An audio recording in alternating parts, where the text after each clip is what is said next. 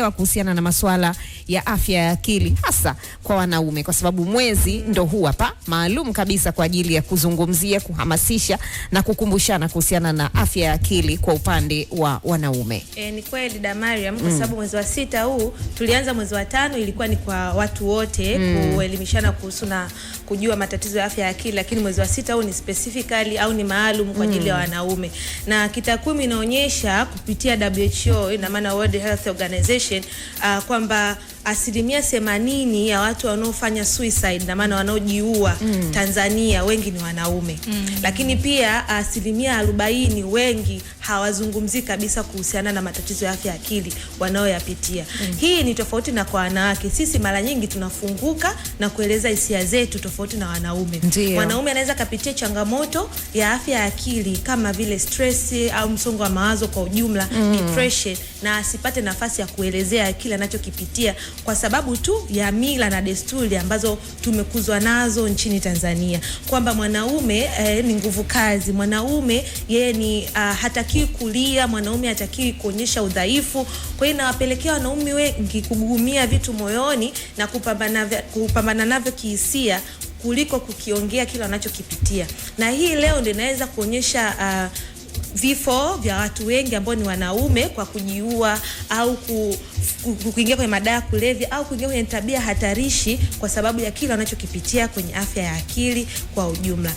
Na kingine, wengi wanaficha hisia kwa kutafuta vitu vya muda mfupi vya kujipoza na kuepukana na yale yanayowakabili kama vile unywaji wa pombe. Ndio maana leo hii unakuta wanaume wengi wanapenda kunywa pombe, wanapenda kukesha, wanapenda kupoteza tu muda na vitu vingine vya starehe kwa na wanawake wengi, ili kuepusha wao kufikiria na kuconcentrate yale matatizo wanayopitia kila siku. Na hii yote inasababishwa pia na mfumuko wa maisha yalivyobadilika kiuchumi. Unakuta mwanaume ni kiungo au kichwa cha familia. Yeye ndo anayeangaliwa kwenye matumizi ya nyumbani, jinsi ya kuitunza familia yake, kusomesha watoto na vitu vingi. Kwa hivyo vinaweza kumpa stress yeye kuona ana majukumu mengi kama mwanaume na kumpelekea kupata msongo wa mawazo na kuonyesha kuwa ana matatizo ya afya ya akili. Na si hivyo tu, namna ya kuangalia watu wengine jinsi mafanikio yao. Kuna scenario moja ya mtu nayemfahamu, unakuta ana miaka 40, anaona kama amechelewa, ni mtoto wa kiume, ni mwanaume, anaona ana miaka 40, hana kazi bado inayoeleweka, ana majukumu ya lazima na yeye pia ana mahitaji ya lazima, na anaona kwenye social media na watu wengine wanaona anapofanikiwa kwenye umri mdogo. Na shangaa watoto siku hizi miaka 20 ana gari kali, ana mabiashara. Kwa ile namtengenezea frustration au msongo wa mawazo na stress kwa ujumla, kwamba huyu amewezaje, kwa mimi nimeshindwa. Ndio maana leo hii tumekuwa na vitu hatarishi vingi ambavyo watu wanavifanya, kuingiza kwenye biashara haramu, kuingia kwenye tabia hatarishi. Hii yote ni kwenye kufanya competition, mashindano, kwamba mwisho wa siku na mimi nifikie pale alipofikia mwenzangu. Kwa kwanza, ukishaona umefika hatua ya kufanya hivyo, hiyo ni dalili moja hapo ya kwamba wewe unapitia matatizo ya afya ya akili, ikiwemo msongo wa mawazo na stress. Lakini sio tu mambo ya uchumi, pia mambo ya mahusiano. Familia nyingi zimekuwa na migogoro mingi ya hapa na pale, na inayopelekea wanaume wengi kutotaka kukaa nyumbani, kutotaka kufocus na familia. Anaona bora nikatafute furaha nje kuliko kukaa nyumbani. Kwa kule kukwepa kutatua tatizo, kwa sababu utalikimbia tatizo leo, lakini hilo tatizo ukitoka kule ulipozunguka utarudi utalikuta. Kwa hii ni wito kwa wanaume wote duniani na Tanzania kwa ujumla, waweze kucommunicate, kwa sababu tumeonyesha kwamba 40% wanaume hawacommunicate kabisa kwa kuogopa aidha kudharauliwa, kushushiwa heshima au kuonekana wao ni dhaifu, ili hali ya kwamba haipasi kuwa hivi. Wao wanatakiwa kucommunicate na kuonyesha kwamba jamani, napitia hili. Na wengi wao wanapitia upweke sana kwa sababu hawana watu wa kuzungumza nao na kuonyesha wanaoyapitia. Dada Mariam, wewe unaweza ukataka hela ya saluni, ukanunue gijipya na ukamuomba mwenza wako akakupatia. Je, huyo mwanaume yeye hahitaji hela ya kwenda kunyoa, hahitaji kwenda saluni, hahitaji kujihudumia? Wote hahitaji nguo mpya. Dada Mariam, abaya jipya utapewa hela, lakini mwisho wa siku yule anayekupa hela na yeye kuna muda anahitaji kununua kanzu mpya, viatu vipya, hajipende. Na mkiangalia kwenye familia nyingi unakuta Mwanamke anaweza akawa na simu mpya, ana maisha mazuri, ana vitu vipya. Mwanaume ana simu yake ile ile, ana maisha yake, kiatu chake kile kile ambacho kimeshachakaa, kimetoboka, anapitia kuhangaika tu familia yake iwe kwenye maisha mazuri. Mimi nimejengea mfumo, nikipita barabarani nikikuta tu mtu ni mtu mzima ana umri wa mzee wangu na anafanya biashara, hata kama sitaki kununua hicho kitu, hata kama anauza karanga, nitamuungisha tu, kwa sababu unajua wanaume wanapitia mambo mengi sana kwenye kupambana na maisha, kwenye kukimbizana na shughuli zote za kifamilia walizonazo, na hizo ndo zinazowapelekea wao kupata stress, msongo wa mawazo na kujikuta wana matatizo ya afya ya akili ambayo hayasemwi kabisa. Na wenyewe pia wamekuwa si wazungumzaji kabisa. Hilo ni tatizo la wote. Nadhani ni namna ambavyo wanaume ama watoto wa kiume tumekuwa tukiwalea kuanzia kwenye ngazi ya familia. Huwa tunawatengeneza watoto wa kiume kuwa imara, na huwa tunawaambia kwamba wao ni walinzi na viongozi wa familia. Kwa hiyo hawatakiwi kuonekana dhaifu wala kuonyesha huzuni, ama wakati mwingine hata pale wanapoumia hawatakiwi kulia, kwa sababu mwanaume halii. Lakini sasa kibinadamu, yule ni binadamu, ana hisia, anaumia, anapitia msongo wa mawazo. Kwa hiyo kuweka mambo moyoni na kuficha wakati mwingine hisia zake kumekuwa kukiwagharimu kwa kiasi kikubwa sana, kwa sababu kiukweli kabisa wanaume wanapambana na wapo ambao wanachukua nafasi zao vile ambavyo inahitajika, lakini sasa zile changamoto anazisema wapi? Kabisa. Wakati mwingine anaweza akafunguka akachekwa akaonekana ni dhaifu. Unajua hata tuna haya madawati ya jinsia, lakini wanaume wengi wamekuwa hawaendi kupeleka malalamiko wanapopitia manyanyaso, kwa sababu atachekwa. Ataambiwa yeye ni dhaifu. Mwanaume unaonewaje? Mwanaume unaendaje kwenye dawati la jinsia kwenda kulalamika kuhusiana na uonevu kutoka kwa mke wako au manyanyaso? Nataka na wenyewe waanzishe dawati lao la jinsia.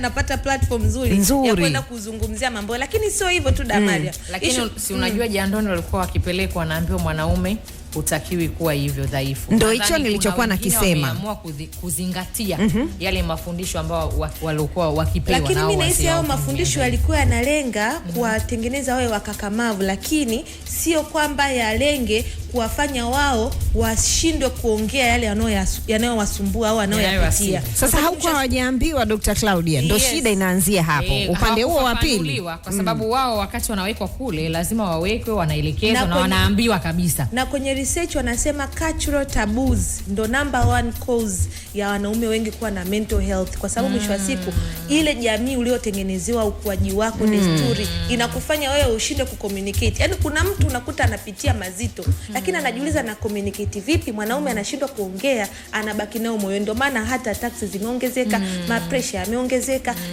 kisukari, magonjwa mengi yanazidi kuongezeka kwa sababu wanaume hawazungumzi. Na hiyo tu sio hivyo, hata hizi tabia hatarishi nimetukisha kusema.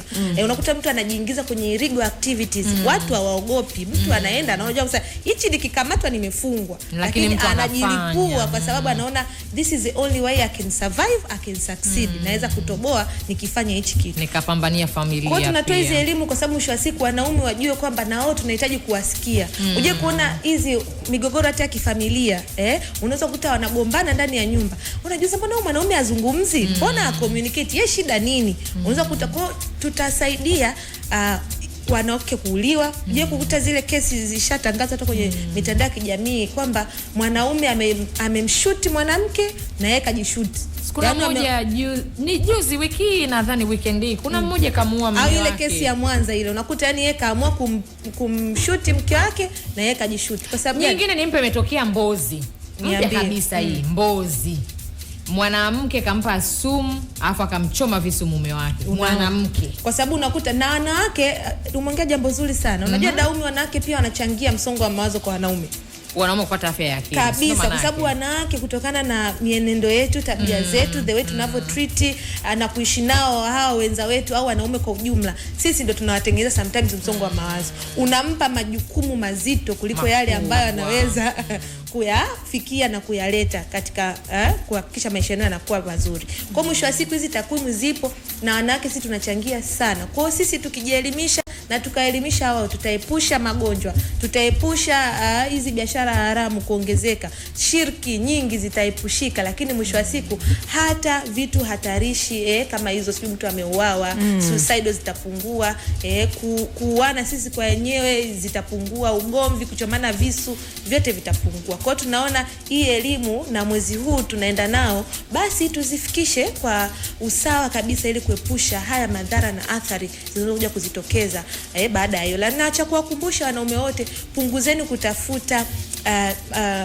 majibu ya muda mfupi. Ndio kama nilivyosema, unakuta mtu anakimbia kwa sababu ana mgogoro wa familia kwenye nyumba yake, anachelewa kurudi, anashinda baa, unywaji wa pombe kupitiliza, madawa ya kulevya, sijui vitu gani wanawake. Kwa hiyo kule unajitengenezea mazingira ya kupata tena changamoto zingine, ndo kama hivyo magonjwa na kadhalika.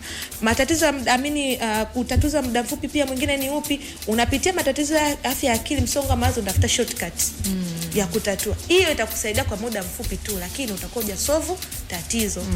Issue tukidili kwamba tuanze na wewe kwanza, ukubali una matatizo ya afya ya akili, una stress wewe, una depression wewe, hulali, choka, unafikiria sana akilini mwako mambo ya kujitatua kimaisha. Ukishakubali kwamba mimi kusema kweli hapa, yani kukubali tatizo ndo mwanzo wa solution ya tatizo. Usipokubali tatizo, ina maana hilo tatizo litaendelea kuwepo. Ila ukisema okay, I know, nimemess up, mpaka sasa hivi sina chochote nilichokiachieve kwenye maisha yangu, let me start again, naanza upya. Hapo ukishakubali, basi kila kitu kinakaa vizuri. Si tukushukuru sana Dr. Claudia, ujumbe umefika, na naamini vijana wataamka, wanaume wataamka pia na kuanza kufunguka pale ambapo wanapitia changamoto mbalimbali za kimaisha, za kiafya. Wakati mwingine huwa zinawapelekea kuingia kwenye msongo wa mawazo na kujikuta wanapata shida za afya ya akili na changamoto au matatizo mengi tu ya kimaisha. Lakini pia naamini wanawake na watu wote na jamii tawapa sikio na jicho la tofauti kabisa wanaume pale ambapo inagundua kuna utofauti wa kitabia na matendo. Kwa sababu kuna viashiria huwa vinaonekana awali kwenye matendo pamoja na tabia. Kwa hiyo mambo yako hivyo majirani. Sisi tunakushukuru sana Dr. Claudia. Asante kwa kupita hapa Jamvini Jumatatu ya leo na kutupa maelezo kuhusiana na hiyo. Tupo mwaka wa mbele. Imewashika.